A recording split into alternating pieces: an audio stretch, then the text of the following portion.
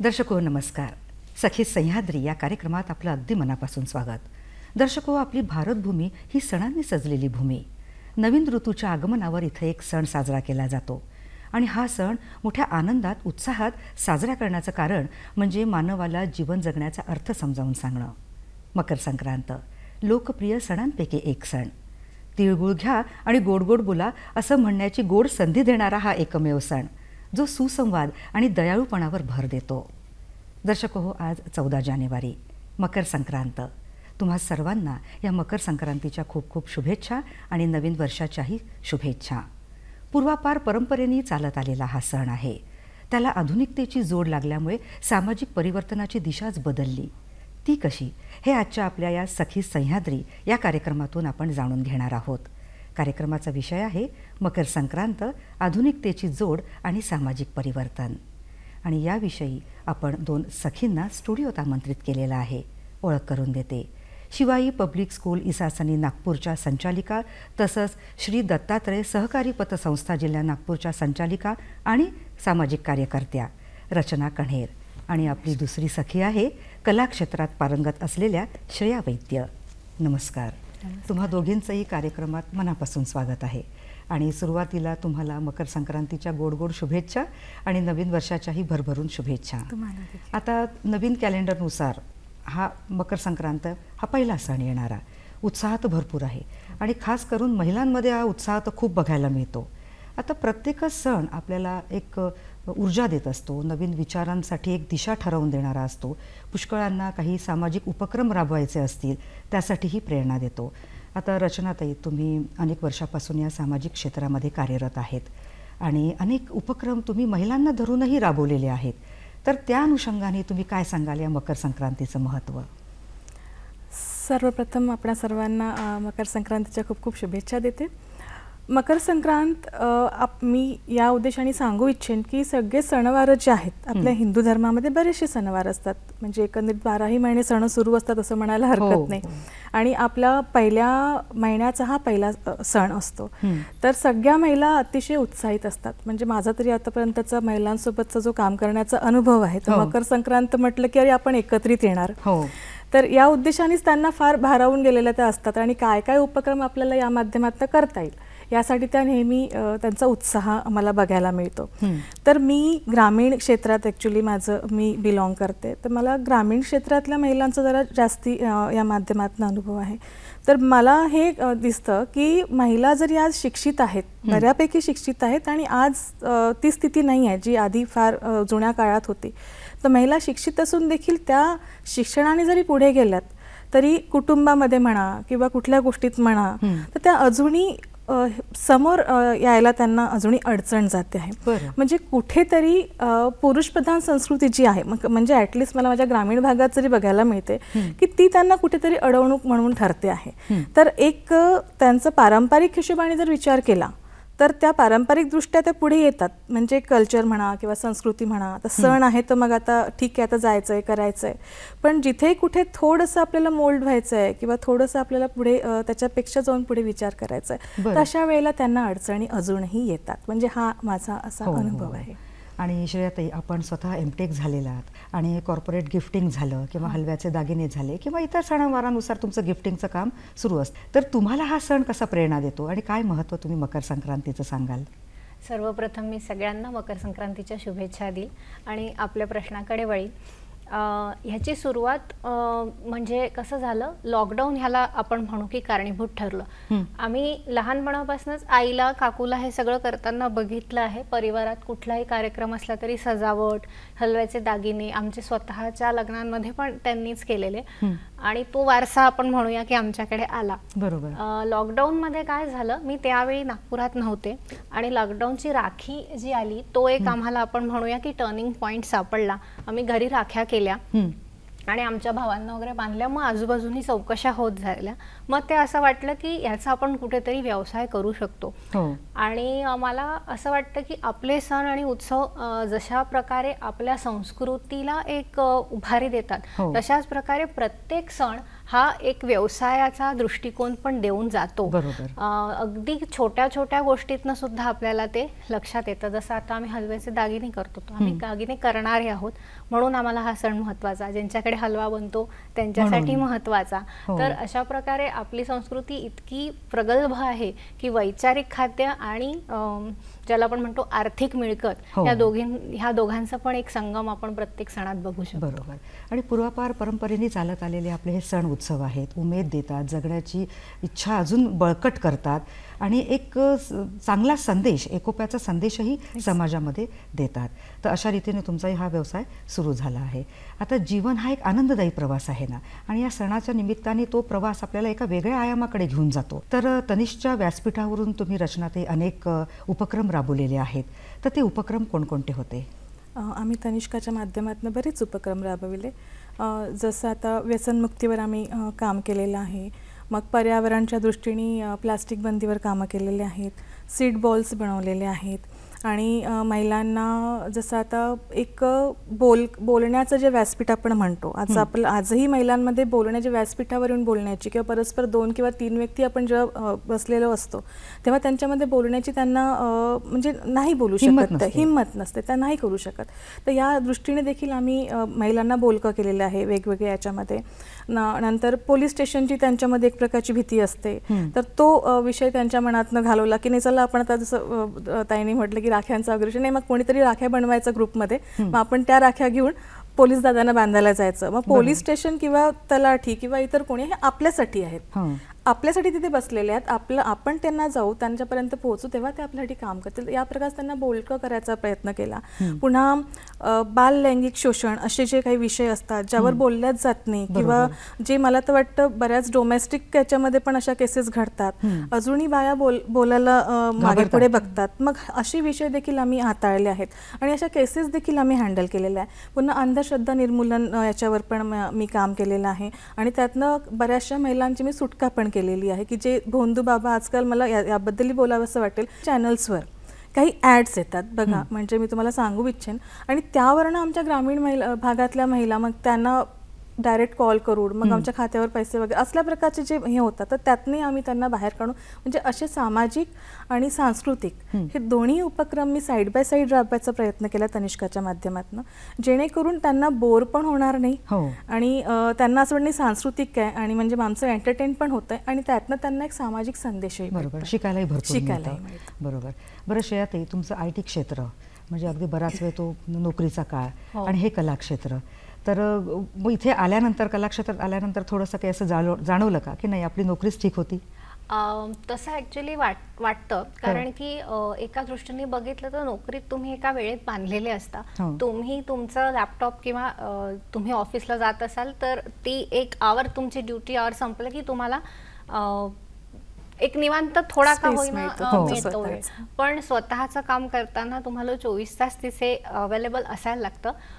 माझा काय म्हणता येईल गुड लक असा आहे की माझ्यासोबत माझ्या 2 बहिणी असतात, ऐश्वर्या वैद्य आणि भैरवी देशपांडे. तर आम्ही तिघी मिळून करतो. मेहनत आहे पण स्वतःचं करण्याचं एक छान काय म्हणतात त्याला सॅटिस्फॅक्शन असतं आणि घर सांभाळून करता येतं. त्यामुळे मेहनत थोडी जास्त आहे पण सॅटिस्फॅक्शन मला असं वाटतं की मी माझ्याकरता बोलील जॉबपेक्षा कणभर जास्त. आणि तुमच्या बहिणीचं हे त्रिकूट चांगलं आहे ना, म्हणजे गप्पाही होतात, कामही होतं आहे, कलाक्षेत्रात रमलाही जातं आहे, एकमेकांची विचारही कळतायत आणि एक छान प्रोडक्ट तयार होऊन ग्राहकांपर्यंतही पोहोचतं आहे. बरं रचनाताई, तुम्ही हे सामाजिक कार्यात वळलात, पण तुमचं प्रेरणास्थान कोण होतं? माझं प्रेरणास्थान मी सुरुवातीपासून मा जिजाऊंना मानते आणि त्यांच्याच याच्यावर मी माझ्या शाळेचं नाव देखील शिवाई ठेवलेलं आहे. आणि दुसऱ्या स्थानी मी ठेवते आहे आई सावित्रींना, कारण त्यांनी जो लढा दिलेला, आई जिजाऊंनी जो लढा दिलेला आहे, तर मला माझं प्रेरणास्थान जिजाऊ आणि आई सावित्री मी यांना मानते. म्हणजे कसं आहे, हल्ली आपण बघतो की शिवाजी घडला पाहिजे पण तो दुसऱ्यांच्या घरात, तसंच बाई शिकली सवरली पाहिजे, सगळं झालं पाहिजे पण माझी बाई ही भोळी बाबडीच बरी. असं अजूनही कुठेतरी पुरुषप्रधान संस्कृतीमध्ये आहे. ती शिकलेली पाहिजे, ती छान दिसायला पाहिजे, ती 4 लोकात बसा उठायला पाहिजे, पण ती माझ्यासाठी आणि बाकीच्यामध्ये ती भोळी भाबडीच बरी. तर हा जो प्रकार मी बघत आले, म्हणजे मी स्वतः माझं माहेर सिव्हिल क्षेत्रात, म्हणजे सिव्हिल लाईनमधलं माझं माहेर, पण माझं लग्न होऊन मी तिकडे गेले. हिंगणा माझं प्रॉपर आता सासर आहे, तिथे माझा ग्रामीण भाग येतो. तर तिथल्या महिलांमध्ये बघितलं, बऱ्याच उच्च शिक्षित महिला आहेत, बरंच सगळं आहे, पण कुठेतरी ती जी बांधिलकी येऊन जाते की नाही, तर मला त्यातनं त्यांना बाहेर काढायचं होतं आणि मग एकाएकी हे शक्य नव्हतं. तर म्हणून मग मी आई जिजाऊंचा कसं त्यांनी त्यावेळेला त्यांचा तर स्ट्रगल फार मोठा होता, आपण त्याची तुलना करूच शकत नाही, आणि आई सावित्रीचं पण नाही, पण मग त्यांनी किती लढे दिले, त्यांनी किती गोष्टींना त्यांना समोरं जावं लागलं. मग त्या आता खूप पुढे होत्या ना. मग आपल्याला काय करायचं आहे, आपल्याला तर बऱ्याचशा सुविधा आहे, कणभर थोडंसं पुढं जायचं आहे, थोडं मी 2 स्टेप जाईल तर ती 1 स्टेप तर पुढे येईल समोरची महिला, आणि मला त्यात यश मिळालं. तर म्हणून मी ह्याच प्रेरणेने तुमचं मग हे काम सुरू झालं. आणि तुमची जी संस्था आहे महिलांची, तर त्यानुसार तुम्ही एक मेळावे सुद्धा घेता, आणि मग त्या मेळाव्याचं काय स्वरूप होतं आणि काय उद्देश होता? मेळाव्याचा उद्देशच हा होता की स्त्री जरी शिक्षित झालेली आहे, आज मी आता जसं बोलले की त्या बाहेर निघत नव्हत्या, मग आम्ही जो उपक्रम राबवत गेलेलो, जसं आता आज तीळ संक्रांतीच्या उद्देशाने मी सांगू इच्छेन की मग आम्ही तीळ संक्रांतीचे मोठे मेळावे घ्यायचो. मग तीळ संक्रांतीत काय करायचं, मग काय फक्त महिलांना, म्हणजे ज्या सद्वा आहे त्यांनाच बोलवायचं का, पण माझ्यासोबत तर मग सगळ्याच महिला काम करतात. माझ्यासोबत ज्या लग्न न झालेल्या त्या मुली पण आहेत, माझ्यासोबत ज्या डायव्होर्स झालेल्या आहेत त्याही आहेत, माझ्यासोबत ज्या विधवा आहेत त्याही आहेत. मग मला त्यांना सोडून चालणार नव्हतं. मग मी मेळाव्याचं स्वरूप असं ठेवलं की जसं आता मी व्यसनमुक्तीसाठी जर काही कार्यक्रम घेतले, तर हा विषयच असा आहे की याला प्रत्येक स्त्री सामोरे येते. म्हणजे कुणीच असं म्हणणार नाही की याला मी येणार नाही, कारण कुठे ना कुठे घरात म्हणा किंवा घराच्या बाहेर म्हणा, या विषयाला कुठे ना कुठे कसं ना कसं प्रत्येकच महिला कुठे ना कुठे फेस करते, तर तिचा तो जिव्हाळ्याचा विषय असतो. तर त्यामुळे अशा पद्धतीचे मेळावे मी घेतले की जिथे सगळेच सामील झाले पाहिजे, आणि त्या मेळाव्यातनं एक सामाजिक मेसेज पण लोकांमध्ये गेला पाहिजे, आणि प्रतिसादही चांगला छान मिळाला. बरं श्रेया, आता सजणं, नटणं, मुरडणं आणि तिळगुळ या संक्रांत सणाच्या नानाविध छटाच म्हणायला हरकत नाही. आणि पतंग उडवणं आलं, हरभरा, बोरं ही मेजवानी असते, आणि काळ्या साडीचं म्हणजे काळ्या रंगाचं महत्त्व आहे, तिळगुळाची गोडी आहे, पोळीची गोडी आहे, आणि हे पूर्वापार परंपरेने चालत आलेलं आहे. आणि नवदाम्पत्याचं स्वागत, तान्ह्या बाळाचं स्वागत या सणाला छान हलव्याचे दागिने घालून केले जातात. तो हा हेतू असतो त्यामागचा. तर तुम्ही हलव्याचे उत्तम दागिने बनवता, तर कोणकोणते दागिने बनवलेले आहेत आतापर्यंत? आपण सगळ्याच प्रकारचे दागिने बनवतो. जसं तुम्ही म्हटलं लूट असते लहान मुलांची, तर त्यासाठी आपण मुकुट किंवा बासुरी आणि मग एखादं माळ असं सगळं करतो.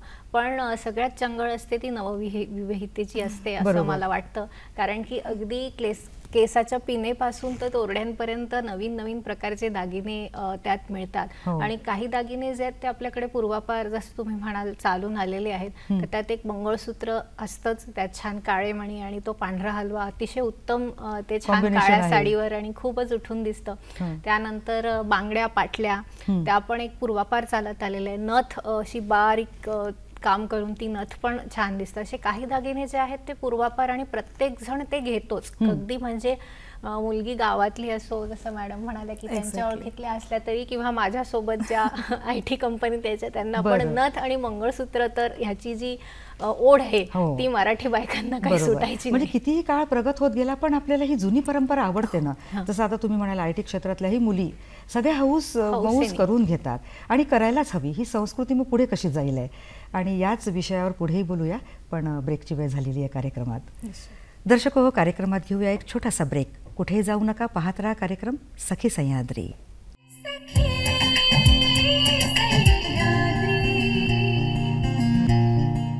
दर्शको, या छोट्याशा ब्रेकनंतर सखी सह्याद्री या कार्यक्रमात पुन्हा एकदा आपलं मनापासून स्वागत आहे. रचनाताई आणि श्रेयाताईंशी आपण गप्पा मारत आहोत. पुढेही अधिक माहिती त्यांच्याकडनं जाणून घेऊया. रचनाताई, आपल्याकडे येते मी. अगदी पूर्वीचा काळ जर आपण आठवला तर जिजाऊंचं काम आहे, सावित्रीबाई फुलेंचं काम आहे. किती हाल अपेष्टा त्या काळात त्यांना सहन कराव्या लागल्या, आणि सावित्रीबाई फुलेंनी शिक्षणासाठी आपल्याला दारं खुली करून दिलेली आहेत. आज आपल्या हातात लेखणी आहे, आणि प्रत्येक क्षेत्रामध्ये स्त्रीनं आपल्या कार्यकर्तृत्वाचा ठसा उमटवलेला आहे.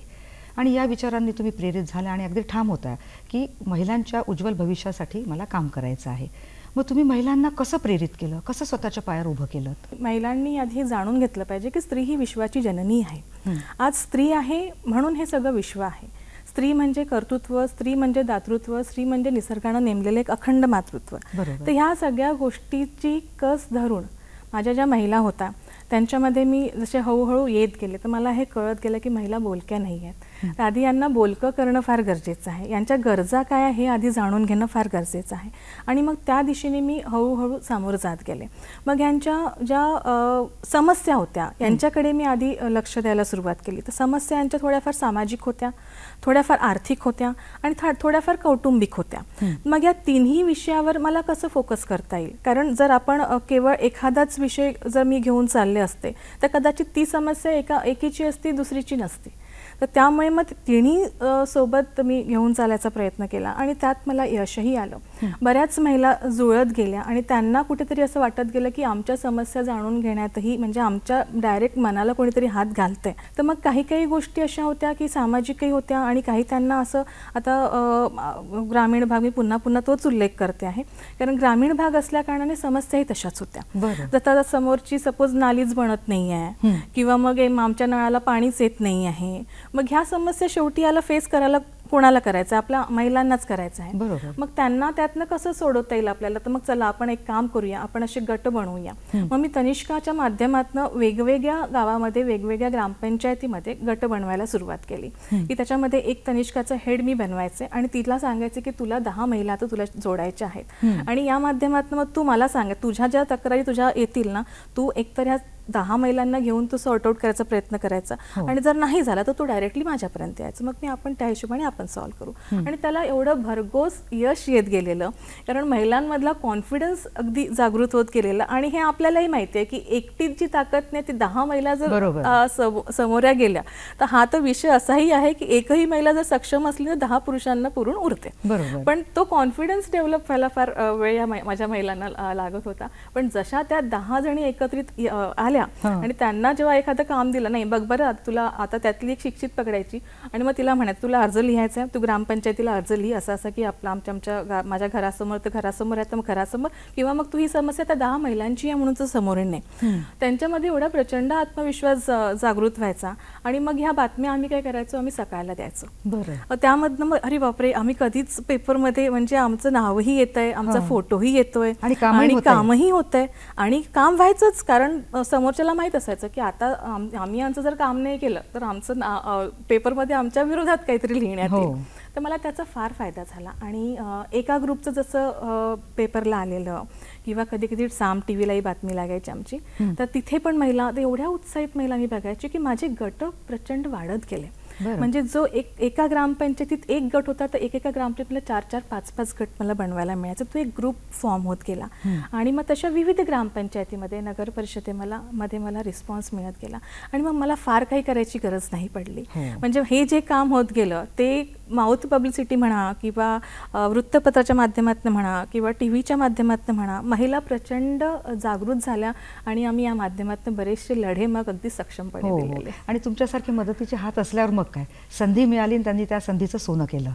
बरं, आता हे आधुनिक बाबतीत आपण बोलतोय, आता थोडं पारंपरिक बाबतीत म्हणजे शयाताईंकडे आता मी वळते आहे. पारंपरिक आपले दागिने त्याविषयी आता आपण बोलूया. आता अनेक दागिन्यांचे नावं तुम्ही सांगितले जे तुम्ही बनवता, तर मग हलवा कुठल्या प्रकारचा याला लागतो? आपल्याकडे बारीक काम करायचं असेल तर खसखसीवर जो हलवा येतो तो काटेरी असतो. त्यानंतर तिळाचा हलवा पण असतो. खसखसीच्या हलव्याने आपण नथ किंवा आणखीन बारीक नेकलेस वगैरे चिटकवायची जी कामं असतात ती मुकुटावर समजा आपल्याला काही काम करायचं असेल तर आपण ते खसखसीच्या हलव्याने करतो. त्यानंतरचा साईज येतो तिळावरचा जो हलवा असतो, त्यात तुम्ही त्यात पिवळ्या रंगाचा किंवा हिरव्या रंगाचा असा हलवा बाजारात असतो. त्यांनी मोहनमाळीसारखे दागिने आपण बनवू शकतो. त्यानंतर लुटीचा जो साज असतो मुलाचा, स्पेशली बाळाचा जो असतो, त्याच्यासाठी पोह्याच्या आकाराचा एक असा लांबगुळका हलवा मिळतो, त्याने आपण ते करतो. आणि हल्ली म्हणजे एक 5-6 वर्ष झाली आपण मालिका बघतो किंवा तारका बघतो, त्यांच्या अंगावर जो हलवा असतो तो मोत्यावर केलेला असतो. बरं. तर एक मागच्या 2-1 वर्षापासून त्याची पण आपल्याला दागिन्यांमध्ये रेलचेल बघायला मिळते. हो. अतिशय सुबक दागिना त्यांनी जो तयार करतो तो चिंचपेटी सारखा, आणि फोटोमध्ये वगैरे अगदी असं वाटतं की मोत्यांची एकसारखी चिंचपेटी आपण घातली आहे. तर सध्या 1-2 वर्षापूर्वीपासून त्या हलव्याला पण खूप आपण काय म्हणू मार्केटमध्ये डिमांड आहे. एक काटेरी हलवाही असतो. हो, तो तिळाचा हलवा ज्याला आपण म्हणतो पारंपरिक हलवा, तो काटेरी हलवा. तर त्याची खासियत अशी आहे की तो सगळ्यात चांगला मी किंवा आम्ही याच्यासाठी मानतो, कारण की तो हलवा 2 धाग्यांमध्ये तुम्ही धरून ठेवू शकता. तर त्यामुळे चिकाटा किंवा तत्सम कृत्रिम गोष्ट त्या दागिन्यात वापरावी लागत नाही. आणि आपला पूर्णपणे प्रयत्न हा असतो की आपण जेव्हा समोरच्यांना दागिना देतो तेव्हा तो जितका पर्यावरणाशी जोडलेला असो तितका चांगला, म्हणून तो हलवा सगळ्यात जास्त वापरायचा. खूप चांगला वाटला आणि असाच प्रयत्न करायला हवा ना. बरोबर, म्हणजे प्लास्टिकचाही नको वापर किंवा खूप सारे कागदांचाही वापर त्यात व्हायला नको. आणि आता हे दागिने तर बनतात श्रेयाताई, पण मग त्याला थोडंसं फुलांची जोड, हे थोडं नक्षीकाम तर त्यासोबत आलंच. तर त्यासाठी काय वापरता मग तुम्ही? बरेच प्रकारचे फुलं बाजारात मिळतात. त्यात फोमचे पण असतात, पण आपण जसं मी म्हटलं की आपण पर्यावरणाशी जोडलेला असण्याचा प्रयत्न करतो. तर कागदाची विविध आकाराची फुलं मिळतात, किंवा घरी सुद्धा आपण क्विलिंग नावाचा एक आर्ट प्रकार आहे, ज्याच्यात कागदाच्या पट्ट्या घेऊन त्या गोल करता येतात. तर त्यांनी सुद्धा नेकलेस किंवा कानातले ह्या सगळ्यांना एक सुंदर आपण नक्षीकामाची जोड देऊ शकतो. वेगवेगळ्या प्रकारच्या लेसेस सुद्धा त्यात वापरल्या जातात. गोल्डन कलरची लेस असते किंवा काळ्या रंगाचा सॅटिनचा लेस असतो. तर अशा प्रकारे विविध प्रकारच्या वस्तू त्याच्याशी आपण मॅच मिक्स करून एक डिझाईन तयार करून पुढे ते वाढवत असतो. बरोबर, म्हणजे एक दागिना बनवायला किती वेळ लागतो? एक दागिना बनवायला साधारणतः 2-3 मिळून बनवत असतील तर 1 तासात बनतो. पण नवविवाहितेचा जो सेट आहे त्यात जवळपास 10 ते 15 दागिने आपण देतो, तर त्याला 1-1.5 दिवस साधारणतः सगळी कामं सोडून केल्यास लागतो. आणि घरात जर बच्चे कंपनी असतील तर तो हलवाई जपून ठेवावा लागत असेल. बच्चे कंपनी खाऊ शकतात.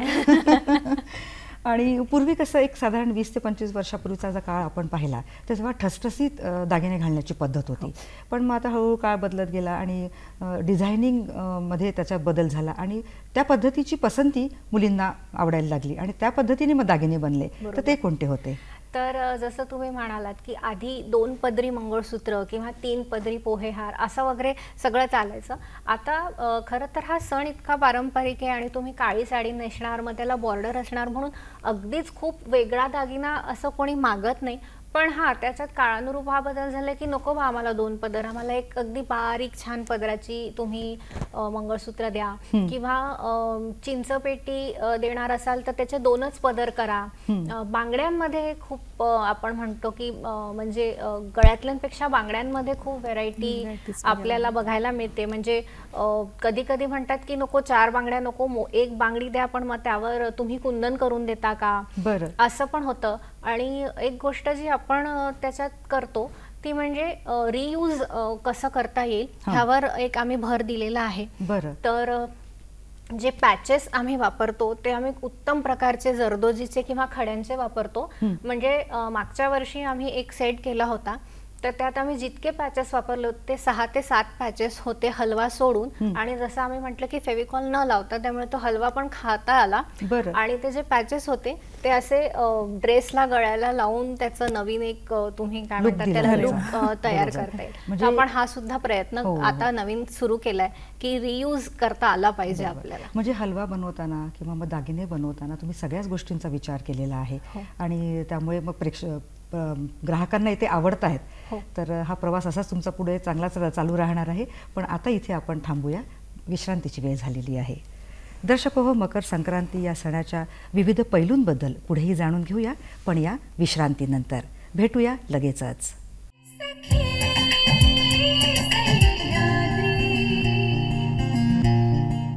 दर्शको, या छोट्याशा विश्रांतीनंतर कार्यक्रमात पुन्हा एकदा मनापासून स्वागत. मकर संक्रांत, आधुनिकतेची जोड आणि सामाजिक परिवर्तन या विषयावर आपण चर्चा करत आहोत आणि सामाजिक कार्यकर्त्या रचना कण्हेर आणि कला जगतात पारंगत असलेल्या श्रेया वैद्य यांच्याशी आपण मनमोकळ्या गप्पा मारत आहोत. पुढे या गप्पा नेऊया. रचनाताई, खूप छान तुम्ही तुमचे उपक्रम सांगितलेत सुरुवातीला आणि हळूहळू या कार्याचा तुमचा विस्तार होतच गेला आणि तुम्ही महिलांचे काय प्रॉब्लेम्स आहेत ते ओळखले आणि आज आपण पाहिलं तर महिला बरीच सक्षम झालेली आहे. ती घर उत्तम रीतीने सांभाळते, आर्थिक नियोजनही उत्तम रीतीने करते आणि व्यवसायही जर करायला गेला, तिला जर संधी मिळाली तर निश्चित ती व्यवसायही करू शकते. आणि यासाठी बचत गट हा एक माध्यम फार खूप चांगला आहे असं म्हणायला हरकत नाही. तर तुम्ही बचत गटही त्यांना स्थापन करून दिला आणि कोणते व्यवसाय त्यातून तुम्ही त्यांना दिलेत आणि कसं त्यांना स्वयंरोजगाराकडे त्यांची पावलं वळलीत? जसं मी आधी सांगितलं आहे की महिलांच्या ज्या 3 प्रमुख मला समस्या वाटल्या की त्यांचे एक सामाजिक अडचण असायची, कौटुंबिक अडचण आणि एक आर्थिक अडचण. मग आता कुठलेही कार्यक्रम घ्यायचे, 10 बायाही बसायच्या सपोज जवळ, तर मग त्यांना चहा पाण्याचा किंवा हा सगळा विषय ओघाओघाने आलाच. तर यासाठी म्हणून मग मी काय सुचवलं त्यांना की एक 100-150 महिलांचा जवळजवळ ग्रुप माझा झालेला होता एकाच भागात आणि महिलांचं जोडणं हे सुरूच होतं, महिला जुळणं सुरूच होतं. तर मग तेव्हा मला असं वाटलं की नाही, आता यांना आर्थिकदृष्ट्याही सक्षम करणं फार गरजेचं आहे. मग मी त्यांचे बचत गट स्थापन करून दिले आणि बचत गटाचे आता आपल्याला सगळ्यांना बेनिफिट्स माहीतच आहेत. तर त्या माध्यमातून महिला जागरूकही होत गेल्या आणि बरेचसे बचत गट वेगवेगळ्या रीती, म्हणजे एकच गट न करता प्रत्येकीला कोणाला तरी एक हेड बनवायचं, अध्यक्ष बनवायचं, त्यांना त्यांच्या जबाबदाऱ्या समजावून सांगायच्या की तू अध्यक्ष आहेस, तुला हे सगळं करणे आहे आणि प्रत्येकीला तू उपाध्यक्ष, तुला हे करणं आहे, तू सचिव आहे, तुला हे सगळं लिखाण करणं आहे. म्हणजे एक प्रकारची त्यांच्यामध्ये ती जागरूकता आणणं फार गरजेचं होतं, जबाबदारी देणंही फार गरजेचं होतं आणि असे मी गट स्थापन केलेले. आणि मग त्याच्यातनं केवळ गट स्थापन करून मग आता याचा आर्थिक त्यांना कसं त्यांना सबळ करता येईल.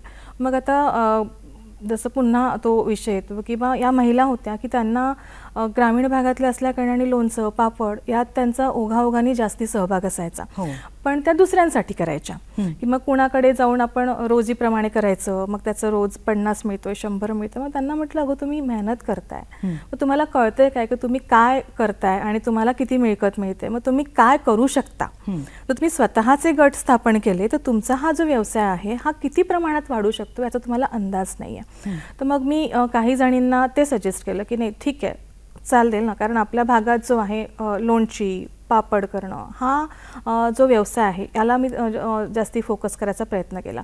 कारण याच्यामध्ये शिक्षित आणि अशिक्षित दोन्ही महिलांचं त्याच्यामध्ये, आणि आपण बघू शकतो जुन्या ज्या महिला आहेत त्या या सगळ्या गोष्टीमध्ये जास्ती पारंगत आहेत नवीन महिलांपेक्षा. म्हणजे बऱ्याचशा त्रुटी आपण करतो पण त्यांनाच अगं तुझा पापड काहीतरी वाकडा झालेला त्याला सरळ कर तर किंवा तुझ्या लोणच्यात बघ हे असं बरोबर नाही आहे, आपल्याला म्हणजे असं, म्हणजे तो अगदी खेळीमेळीच्या वातावरणात हा व्यवसाय आम्ही सुरू केला आणि हा जवळजवळ त्या भागात तिथे मी राहते त्या तिन्ही ग्रामपंचायती माझ्या सखींनी अतिशय छान रीतीने तो पार पाडला. आणि आर्थिकरित्याही तो व्यवहार जमला पाहिजे, त्याचे ज्ञान दिलं का, प्रशिक्षण दिलं का? हो, त्यांचे मग आम्ही बचत गट स्थापन केले असल्या कारणाने बचत गटामार्फतच मग त्यांचे प्रशिक्षणही आम्हाला होत गेले आणि मग आम्ही ते प्रशिक्षण महिलांना ते मिळत गेले आणि त्याच्यातनं त्यांना आणखीन कळत गेलं की आपण कुठे बचत कशी करायची, कुठला पैसा कुठे लावायचा, किती आपल्याला जमा करायचा आहे, किती आपल्याला पुन्हा व्यवसायामध्ये उतरवायचं आहे.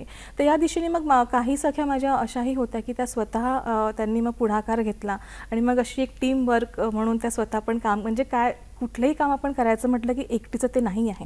माझ्या मागे माझ्या तनिष्का अगदी ठामपणे उभ्या होत्या, ज्या वेगवेगळ्या गटप्रमुख होत्या त्या उभ्या होत्या आणि माझ्यावर ज्या मला सांभाळून घेणार होती ती एक टीम होती. तर त्यामुळे ते सगळं टीम वर्क म्हणून आम्ही करत गेलो आणि हा एक व्यवसाय फार जोरात चालला. दुसरा एक आणखीन आवर्जून सांगावं असं वाटेल मला, एक लाड म्हणून माझी मैत्रीण आहे, तिने अगरबत्तीचा एक व्यवसाय सुरू केला. आता काय असतं ना, आपल्याला फक्त प्रॉडक्ट म्हणून चालून आपल्याला घेता येत नाही, आपल्याला मार्केटही हवं असतं. मग तनिष्काच्या माध्यमातून काय झालं आणि आमचे आता गट पडत गेले. एकच गट फक्त एकाच भागात नव्हता, तो वेगवेगळ्या ग्रामपंचायतीमध्ये, वेगवेगळ्या नगर परिषदेमध्ये. मग एखादा कुठला मोठा कार्यक्रम, मी मेळाव्याबद्दल बोलले, मग आमचा जो सामूहिक मेळावा व्हायचा तेव्हा सगळ्या तनिष्का एकत्र यायच्या.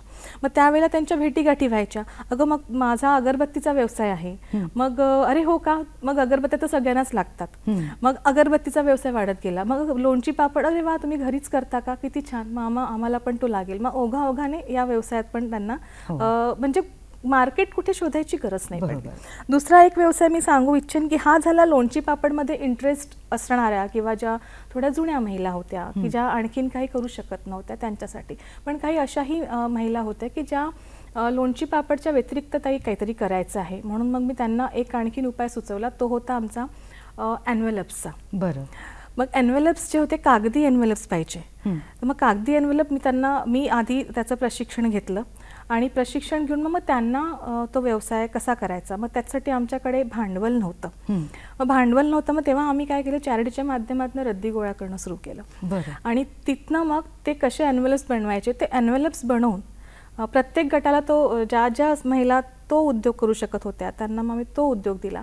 आणि फार्मसीज आम्ही टार्गेट केल्या की ज्यांना त्याचं महत्त्वही कळेल आणि आम्हालाही समजून सांगायला त्याचा म्हणजे हे होणार नाही की नाही दादा तुम्ही प्लास्टिक न वापरता तुम्ही, म्हणजे आमचा दोन्ही हेतू या दिशेने साध्य होणार होते. मग आम्हाला भरभरून त्याचाही प्रतिसाद मिळाला. म्हणजे असे उपक्रम आणि हातामध्ये पैसा यायला लागला, त्यामुळे पुढे अजून त्यांची पावलं चांगल्या दृष्टीने, चांगल्या सकारात्मक दृष्टीने पुढे पडलेच असतील नक्कीच. बरं श्रेयाताई, आता काळ बदलत गेला, अगदी आता 21व्या शतकात जर विचार केला तर मुलींच्या हौशी पण बदललेल्या आहेत, आवडीची पसंतीचीच एक गोष्टच वेगळी असते. तर मग आधुनिकतेची जोड मग कोणते तुम्ही दागिने बनवलेत? दागिन्यांमध्ये जसं मी तुम्हाला म्हटलं की काही पारंपरिक आहेत आणि आपला भारत इतका विविधतेने नटलेला देश आहे.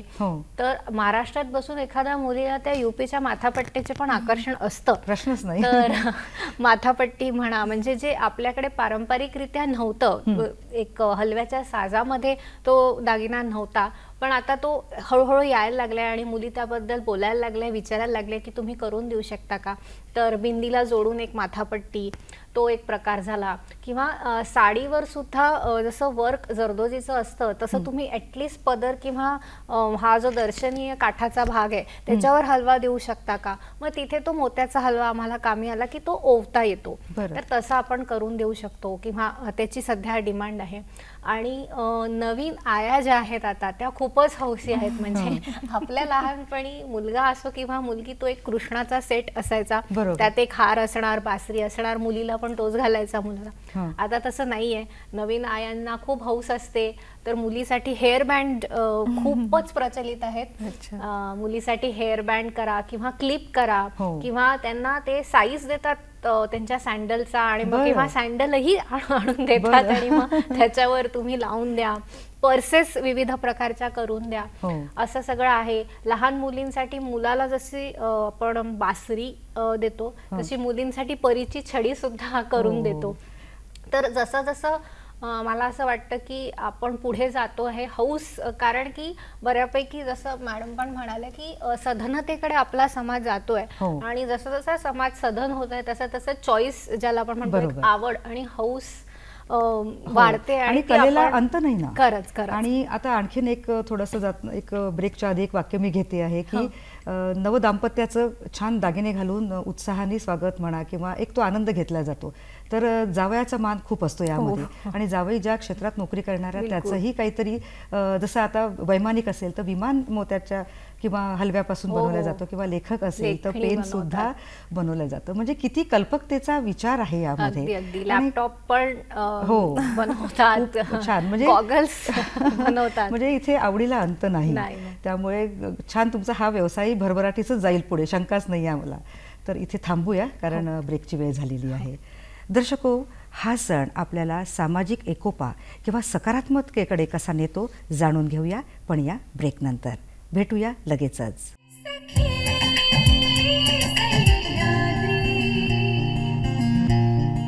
दर्शको, या छोट्याशा विश्रांतीनंतर कार्यक्रमात पुन्हा एकदा आपलं स्वागत आहे.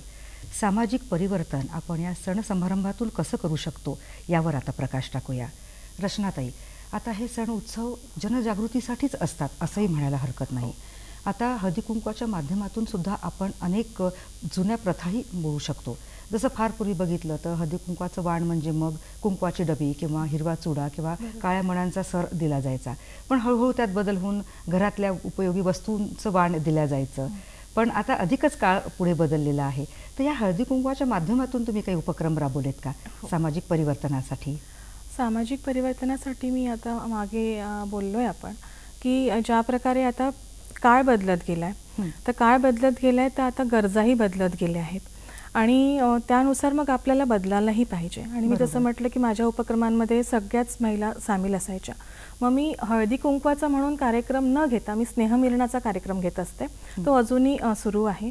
तर त्यामध्ये मग मी काय करायचे की मग आता याच्यातनं काहीतरी विचारांची देवाणघेवाण झाली पाहिजे, किंवा मग आपण काय दान करतो याच्यामध्ये कसलं दान गेलं पाहिजे. केवळ आता जसं तुम्ही बोललेत की आधी हळदी कुंकवाच्या डब्या देण्यात यायच्या किंवा काळ्या सरी देण्यात यायच्या, मग ते न देता मग मी काय करायचे, जे सत्यशोधक महिला आहेत त्यांची छोटी छोटी आत्मचरित्रांची पुस्तके असायची, मग ती स्पेशली ती मागवून घ्यायची आणि मग ती खूप मोठी न घेता अगदी छोटी घ्यायची आणि ती मग त्यांना दान म्हणून द्यायचे. किंवा मग पर्यावरणाच्या दृष्टिकोनातून विचार केला तर मग मी रोपांचं त्यांना वाटप करायचे की जेणेकरून एक झाड तरी त्या माध्यमातून लावलं जाईल. तर हे सगळे सण उत्सव जे आहे ते जनजागृतीसाठीच आहेत आणि या प्रकारची जनजागृती आम्ही करायचा प्रयत्न आम्ही महिलांनी केला आणि त्यातनं मला जे साध्य झालंय ते मी तुम्हाला एक आवर्जून सांगावंसं वाटेल मला, की आम्ही एक फार मोठा लढा दिला की छोटे छोटे जे आमचे कार्यक्रम व्हायचे त्यामध्ये मग आम्ही बऱ्याचशा विषयांवर बोलायचो. माझ्या भागामध्ये एक नुकतंच दारू दुकानं सुरू होणार होतं, ते अगदी सरकार मान्य दारू दुकान होतं की ज्याच्यामध्ये फारच क्वचित अशा केसेस आहेत की जिथे ते बंद नाही झालेले आहेत. जे सरकार मान्य म्हटलं की लगेच तिथे कोणी पुढाकार घ्यायलाच तयार नाही. पण मला ते कुठेतरी मान्य नव्हतं कारण ते डॉक्युमेंट्स फ्रॉड होते हे मला कन्फर्म होतं. ज्या डॉक्युमेंट्सच्या बेसिस त्यांनी केलं होतं त्याचा पाठपुरावा आम्ही घेतला आणि त्यात माझ्या तनिष्का, माझ्या सगळ्या महिला आणि मला जेही माझी पत्रकार मैत्रीण मी रश्मी, तिचं स्पेशली नाव घेईन इथे, की तिचा मला खूप जास्ती सहकार्य इथे लाभलं आणि आम्ही त्याला जोरदार लढा दिला आणि ते सरकारमान्य दुकान जे मला वाटते आजवर महाराष्ट्रामध्ये सहसा कोणी बंद करत नाही ते आम्ही महिलांनी बंद करून दाखवलं. आणि यासाठी तुम्हाला एक पुरस्कारही मिळालेला आहे. हो, मला त्यावेळेला हिरो ऑफ द सिटी साठी त्यांनी नामांकित केलेलं होतं. म्हणजे लढाऊ रचनाताई असं म्हणायला हरकत नाही. आणि स्त्रियांची एकजुटता इथे तुम्हाला दिसून आलेली आहे. मला तेच सांगायचं. त्यामुळे प्रत्येक स्त्रीने विचार करायला पाहिजे की जर आपण मनाशी ठरवलं निश्चितच आपण आपलं ध्येय गाठू शकतो. बरं, आता आपण थोडं निसर्गाच्या जवळ जाऊया. आता हा सण निसर्गाच्या जवळ आपल्याला नेतो. जसं ऋतू बदल आहे, शेती आहे, अन्न आहे आणि निसर्ग, मानव, प्राणी ही एक साखळी आहे. त्यामुळे निसर्गाचं संवर्धन, संरक्षण करणं ही आपली पूर्णपणे जबाबदारी. तर त्या अनुषंगाने कोणते उपक्रम राबवण्यात येऊ शकतात, तुम्हाला काय वाटतं श्रेयाताई? सगळ्यात महत्त्वाचं जसं ताई म्हणाल्यात की वाणाचं आणि दानाचं खूप महत्त्व आहे. तर जेव्हा आपण काही वाण देणार असू तर जवळपास 2 डझन वाणं प्रत्येक महिला विकत घेते आणि देते. तर मला असं वाटतं की वाण देताना प्लॅस्टिकचा उपयोग करणं टाळायला हवं.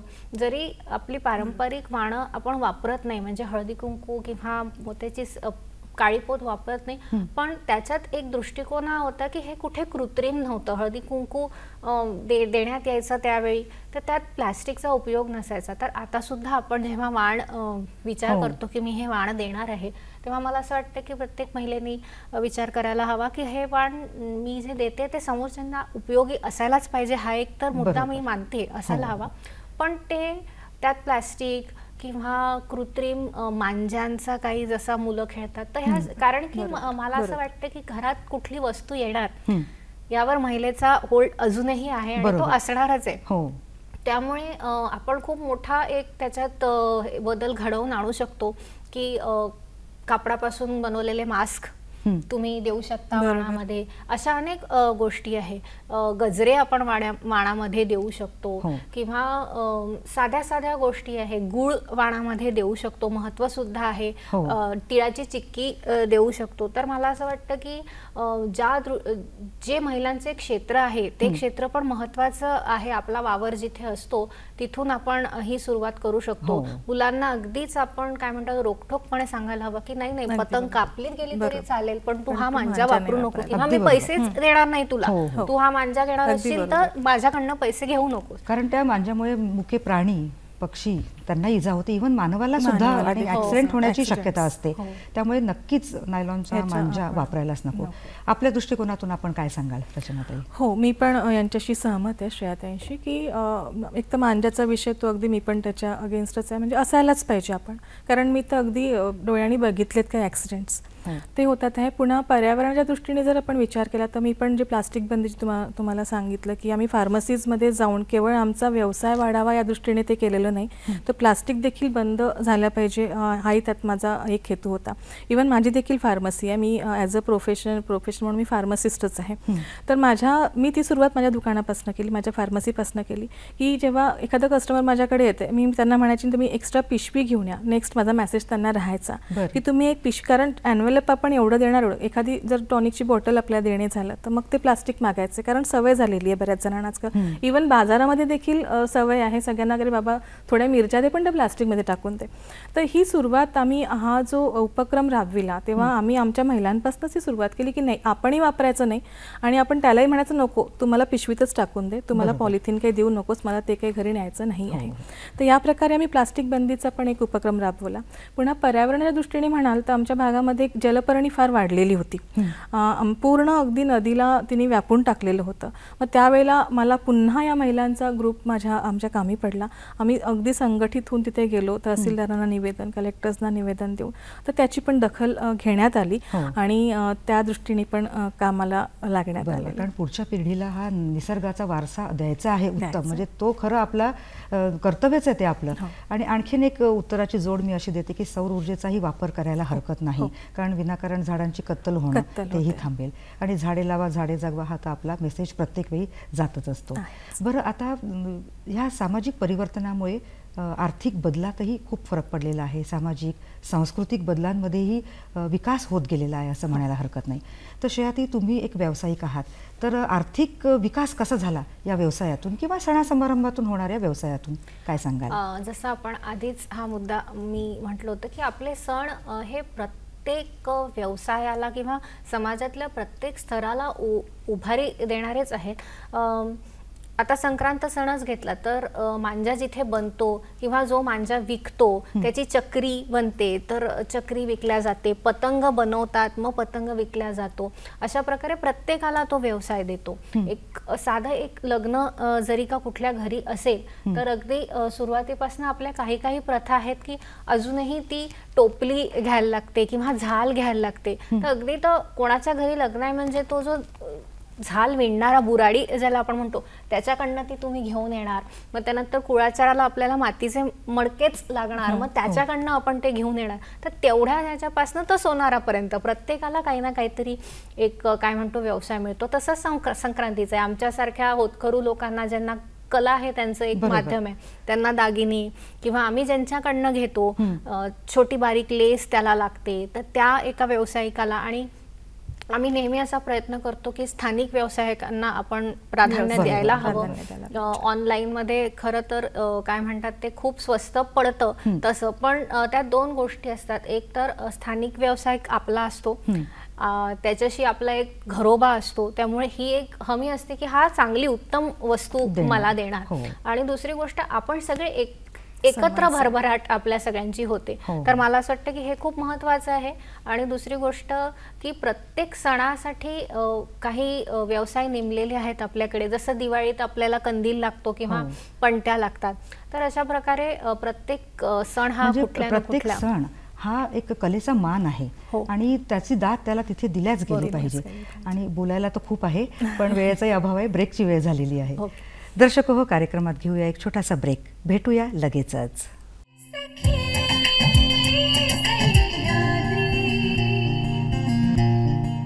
दर्शक हो, या विश्रांतीनंतर कार्यक्रमात पुन्हा एकदा आपलं स्वागत आहे.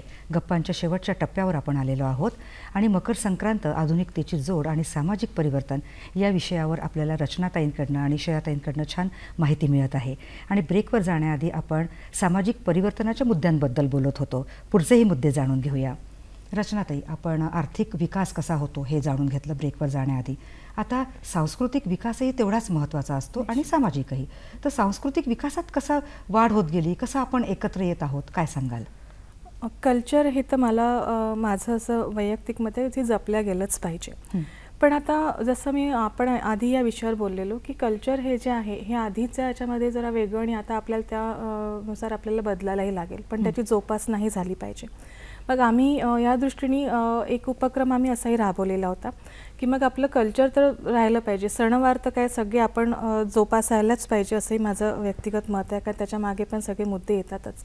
मग आम्ही असं एक ठरवलं की सगळ्या महिलांनी किंवा आपण बऱ्याचशा महिलांमध्ये बघतो की साड्या हा एक विषय अतिशय आवडीचा असतो, पण मग सामाजिक भावना त्यातनं जपल्या गेलं पाहिजे. मग ज्याला गरज आहे ते जर त्याला गेलं तर ते फार चांगलं होईल. असं आज आपल्याला माहिती आहे आपल्या महिलांना की आपल्याकडे बऱ्याचशा आपण आहेर एक पद्धत आहे, त्यामध्ये बऱ्याचशा साड्या आपल्याला अशा येतात की ज्या आपण नाही घालत. कदाचित बऱ्याचशा सधन महिला त्या नाही घालायला बघत, त्याच साड्या त्या दुसरीकडे द्यायचा प्रयत्न करतात किंवा ती तिसरीकडे एकच साडी कदाचित कित्येक ठिकाणी ती फिरत असेल. मग आम्ही असा उपक्रम केला की ह्या साड्या गोळ्या करायच्या आपल्या सगळ्या महिलांच्या माध्यमातून, म्हणजे आपली संस्कृतीही जपल्या जाते आणि आपलं सामाजिक भानही जपलं जातं. कारण ज्यांच्याकडे आहेत त्यांना त्याची कदाचित गरज नसेलही, पण तुला आणि मला तर सणही साजरा करायचा आहे, पण तिसरीची गरज त्यातनं भागली पाहिजे. म्हणजे सामाजिक आपला सहभाग झाला पाहिजे, आपला सणही साजरा झाला पाहिजे, आपली संस्कृतीही जपल्या गेली पाहिजे आणि आपलं सामाजिक भानही त्यातनं हे झालं पाहिजे. मग आम्ही काय करायचो की जे वंचित वर्ग असायचा बराचसा, जसं आता वेगवेगळ्या ग्रामपंचायतमध्ये जे कर्मचारी असतात, सफाई कर्मचारी, स्वच्छता कर्मचारी, मग त्यांना आम्ही आवर्जून त्यामध्ये सहभागी करून घ्यायचो. आणि मग ह्या ज्या साड्या असायच्या किंवा इतर वस्तू असायच्या ज्याची गरज कदाचित आम्हा महिलांना नव्हती, पण आम्हाला सण साजरा करायचा होता, पण मग त्यांच्या साक्षीने करायचो आणि हे वाटप त्यांना करायचो की त्यांची गरज भागायची. त्या अनुषंगाने आम्हालाही असं वाटायचं की नाही, आम्ही काहीतरी सामाजिक भान जपलेलं आहे आणि आपली संस्कृती पण त्यामध्ये कायम राहायची. असले उपक्रम आम्ही आमच्या. आणि सांस्कृतिक म्हणजे आता बघा, हाच एक सण प्रत्येक प्रांतामध्ये वेगळ्या पद्धतीने सण साजरा केला जातो. पोशाख वेगळा असतो, खाण्यापिण्याच्या पदार्थांची रेलचेल एक वेगळीच असते.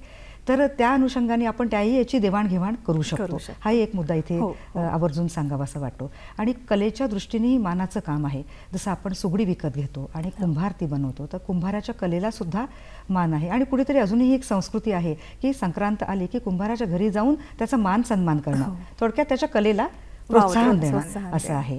बरं, आता या सणाचं शहरात धार्मिक महत्त्व आहे, शास्त्रीय महत्त्व आहे.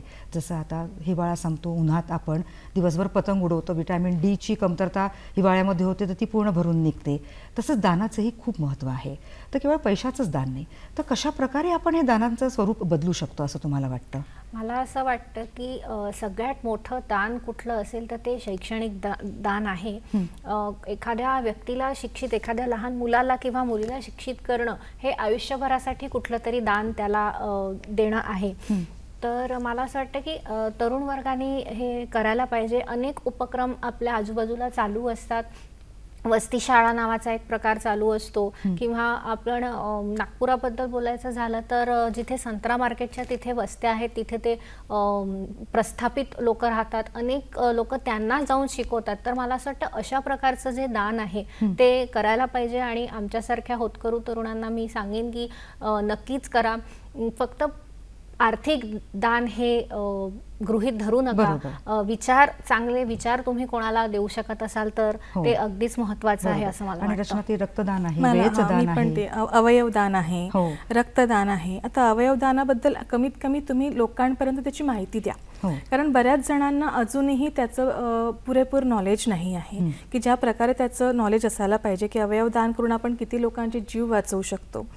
तर याबद्दलचं पण एक आपण दानाचं स्वरूप ठेवू शकतो. पुन्हा रक्तदान आहे. आम्ही दर संक्रांतीला आमच्या हिंगणा भागामध्ये वरती गणपतीची खूप मोठी जत्रा भरते, तेव्हा आम्ही रक्तदानाचं एक शिबिर म्हणजे ते सामूहिकरित्या आम्ही घेत असतो. पण तेही एक फार छान रक्तदानाचा विषय पण आपण या माध्यमातून. जाता जाता एका वाक्यात तुम्ही दोघी काय सांगाल की कशी ही सण परंपरा आपली जपल्या गेली पाहिजे, काय सांगाल श्रेयाताई? मला असं वाटतं की आपल्या आधीच्या पिढ्यांनी आपल्यापर्यंत जशा प्रकारे हे सण आणि उत्सव पोचवलेले आहे, आपणही तसं करू. आणि मी खूप काय म्हणतात त्याला यूथ रिप्रेझेंटेटिव्ह म्हणून सांगते की खूप प्रयत्न करतो आम्ही स्वतः हे हलव्याचे दागिने बनवून US, UK आणि ऑस्ट्रेलिया, दुबई असे पाठवलेले आहे. म्हणजे आमच्या मित्रवर्गांना बाहेर असूनही ही हौस आहे किंवा ते आमच्यामध्ये टाकले आमच्या आधीच्या पिढीने, ते आम्ही पुढच्या पिढीला नक्कीच देऊ. बरोबर. सण आणि उत्सव हे आपल्या आपल्यासाठीच असतात आणि ही जी संस्कृती आहे ती जशी जुन्या लोकांनी जपली तशी नवीन लोकांनी देखील याची कस धरून सोडून चालणार नाही. ती आपल्याला पुढे न्यायला पाहिजे. पण ज्या गोष्टी आता आवश्यक आहेत त्या गोष्टींचं जर आपण धागा समोर घेऊन चाललो तर ते फार चांगलं राहील. ते येणाऱ्या पिढीला त्यातनं चांगला मेसेज मिळेल आणि आपली संस्कृती आणि आपलं कल्चर देखील या माध्यमातून जपलं जाईल. कारण या सणाच्या निमित्ताने आपली ही कला महाराष्ट्राने भारतने तर 7 समुद्र पार गेलेली आहे आणि त्या कलेने लोक जोडल्या गेलेली आहे, आपली संस्कृती जोडल्या गेली आहे. त्यामुळे हा सण सामाजिक एकोपा अंगीकारण्यासाठी आपल्याला प्रेरित करतो. निसर्गाच्या कृतज्ञतेबद्दल आपल्याला अगदी सजग करतो की नाही तुम्ही कृतज्ञता व्यक्त करा आणि संस्कृतीचं प्रतिनिधित्व करतं. आणि सगळ्यात महत्त्वाचं म्हणजे प्रत्येकाच्या मनात एक बालपण दडलेलं आहे, त्या बालपणाला आनंदी करण्यासाठी तो प्रेरित करतो अगदी दरवर्षी. त्यामुळे या शुभमुहूर्तावर आपण समाजाच्या कल्याणासाठी नक्कीच योगदान करूया असा संकल्प करूया. तर रचना कण्हेर आणि श्रेया वैद्य आपण इथे आलात आणि मनमोकळ्या गप्पा मारल्यात. पुढच्याही वाटचालीसाठी शुभेच्छा. नागपूर दूरदर्शनच्या वतीनं आणि प्रेक्षकांच्या वतीनं आपले आभार. धन्यवाद. नमस्कार.